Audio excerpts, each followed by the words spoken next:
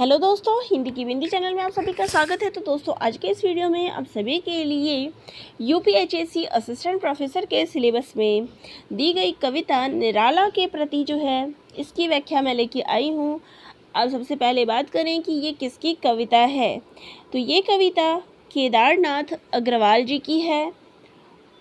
फिर इसके बाद इसका संकलन किस काव्य संग्रह में किया गया है।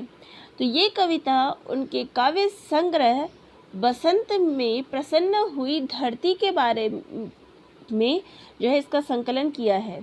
अब बसंत में प्रसन्न हुई धरती का प्रकाशन वर्ष क्या है। तो इसका प्रकाशन वर्ष है 1996 ईस्वी। ठीक है, ये उनके काव्य संग्रह का प्रकाशन वर्ष है। अब बात करते हैं कि ये जो कविता है इसका प्रकाशन वर्ष क्या है। तो यहाँ पर आप देख सकते हैं जब ये कविता समाप्त होती है तो यहाँ पर इसकी तिथि दी गई है 27 फरवरी 1957 में ये कविता लिखी गई है 11 बजे दिन में, और इसको लिखने में समय लगा है 2 घंटे का। और जैसा कि इसके नाम से ही ज्ञात होता है कि निराला के प्रति, यानी कि ये कविता जो है वो निराला जी को समर्पित है। तो केदारनाथ अग्रवाल जी निराला के बारे में क्या अपना जो है मत रखते थे, या उनके व्यक्तित्व का जो है निराला के व्यक्तित्व का केदारनाथ अग्रवाल पर क्या प्रभाव पड़ा, उनकी इस कविता में जब आप पढ़ेंगे तो उनकी कविताओं का भी जिक्र किया गया है। तो यहाँ जो प्रश्न मैं बताऊंगी कि किस प्रकार के प्रश्न जो है इसमें पूछ सकते हैं, तो वो चर्चा हम अंतिम में लेंगे जब हम इसकी व्याख्या ख़त्म कर लेंगे। तो चलिए आगे चीज़ें पढ़ते हैं कविता को। मानव अपमान के हलाहल को पान किया।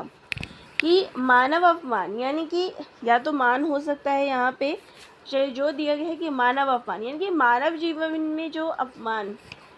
अब निराला का जीवन कैसा था, बहुत ही संघर्षपूर्ण था, बहुत अच्छा सुखपूर्वक या ठाठ बाट में जो है निराला जी का जीवन नहीं बीता है, बल्कि निराला के जीवन की बात करें तो बहुत ही कठिनाइयों के साथ जो है उनका जीवन बीता हुआ है।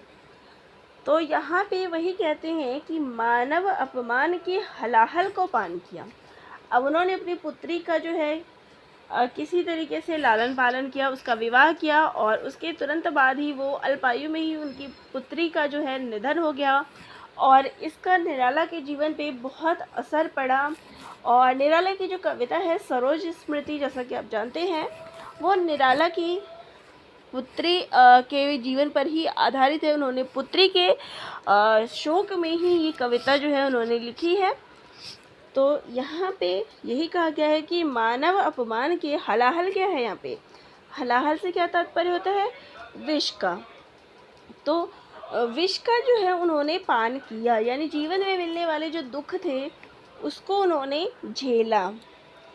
आगे कहते हैं नीचे रह ऊंची कर। या नीचे रहने का मतलब क्या है कि यानी कि नीचे रहे यानी निम्न अवस्था में भी रहे, परेशानियों में रहे, लेकिन जो उनकी रचनाएं थी वो कैसी थी, उच्च कोटि की थी। तो उनकी रचनाओं में हमें हमेशा ही एक ओजपूर्ण, एक उत्साह की भावना जो है देखने को मिलती है। उनकी जो कविताएं हैं वो हमें उनके दुखी जीवन को व्यक्त नहीं करती, उनके जीवन की कठिनाई को व्यक्त नहीं करती। तो खुद बहुत ही निम्न रहते थे जो उनके भाव थे, लेकिन उनकी जो कविताएं हैं बहुत ऊंची थी। कविता को मान दिया, तो उन्होंने जो है अपनी कविता को मान दिया, कविता को बढ़ावा दिया, कविता में वो गुण डाला। आगे है जीवन में गंधगान छंद प्रवहमान किया। तो उनके जीवन में जो है हमें यही गंधगान, यही खुशबू जो है देखने को मिलती है। और छंद, अब निराला को की जो प्रवृत्ति है आपने पढ़ी है कि छंदों से मुक्त कराने वाले, लेकिन यही क्या है, छंद प्रवाहमान। ये जो छंदों की गति है उनकी धारा जो है उनके जीवन में बहती रही। छंद क्या है, सुंदरता बनाते हैं। तो ये चीज़ उनके जीवन में जो है गंधगान छंद प्रवाहमान किया, तुमने स्वर लहरदार। अब उनकी जो रचनाएं हैं उसमें स्वर कैसा मिलता है, ओजपूर्ण मिलता है। तो लहरदार, तुम्हारे स्वर कैसे थे, लहरदार। जनमन में तान दिया, और जनमन में तान यानी लोगों को जगाने का जो है तुमने प्रयास किया। अब तान कैसे देंगे, वहाँ गाने तो बैठेंगे नहीं, लेकिन जो रचनाएं थी उससे लोगों के जीवन में जो है उत्साह भरा, एक नई उमंग जो है तुमने लोगों के जीवन में भरा। अब यहाँ पे देखते हैं उनकी कविताओं के नाम यहाँ को देखने को मिलते हैं। पत्थर को तोड़ रही नारी के साथ जिए। तो यहाँ पे पत्थर को तोड़ रही है, निराला की जो कविता है वो कौन सी है, वह तोड़ती पत्थर, जहाँ पे उन्होंने इस कविता में एक स्त्री के बारे में जिक्र किया है जो पत्थर तोड़ती हुई उनको मिली थी। उन्होंने उसका जिक्र उन कविताओं में किया है। कहते हैं कि पत्थर को तोड़ रही नारी के साथ जिए। अब स्वयं कैसे जिए, यानी कि जो कहते हैं ना कि कवि दूसरों का के दुख का अनुभव जो है स्वयं करता है, तो उसके दुख को, कि उसकी जो स्थिति है ऐसा लगता है स्वयं उन्होंने झेला है, उसकी परिस्थिति को समझा, तो इस प्रकार से उन्होंने भी वो चीज़ जी है, उसके साथ जी है। महंगू के साथ रहे महंगू का हाथ लिए। अब उनकी एक कविता है महंगू महंगा रहा।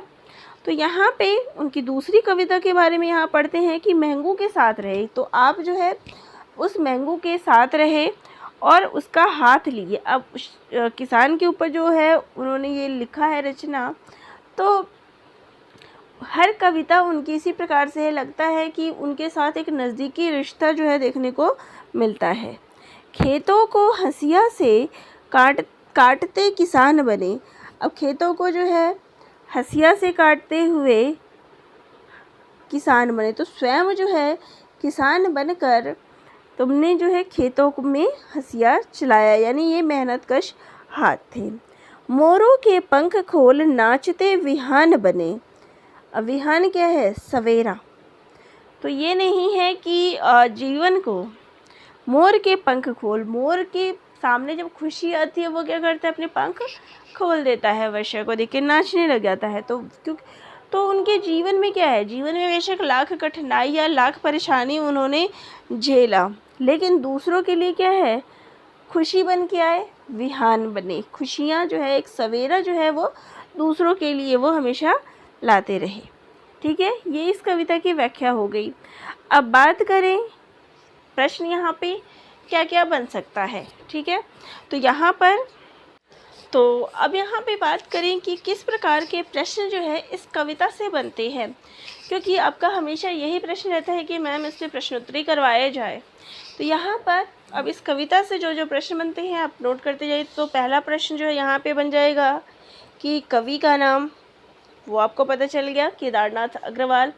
प्रकाशन वर्ष 27 फरवरी 1957 ईस्वी।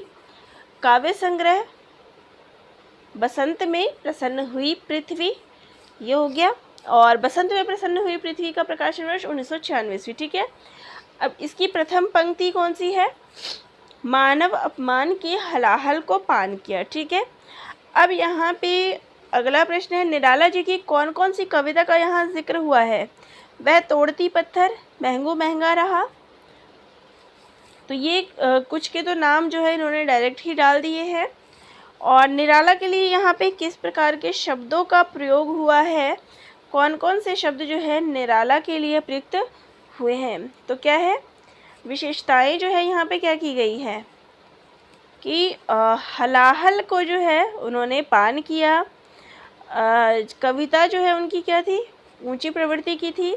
गंध गान छंद प्रवाहमान किया और जनमन में जो है उन्होंने तान भरा। मोरों के पंख खोल नाचते विहान बने, किसान बने, नारी के साथ जिए, महंगू का हाथ लिए। तो ये कुछ चीज़ें हैं जिनसे प्रश्न जो है बनता है कि इस पंक्तियों में जो है निराला के बारे में क्या क्या चीज़ें जो है व्यतीत किया है। ठीक है, तो ये 2-4 प्रश्न ही है जो इस पे मुख्य रूप से बनेंगे। बाकी कविता के कुछ जो कठिन शब्द हैं उनके अर्थ देख लीजिएगा। कविता की प्रथम पंक्ति किससे प्रारंभ होती है, निराला की क्या क्या विशेषताएं इस कविता के माध्यम से आपको पता चलती है।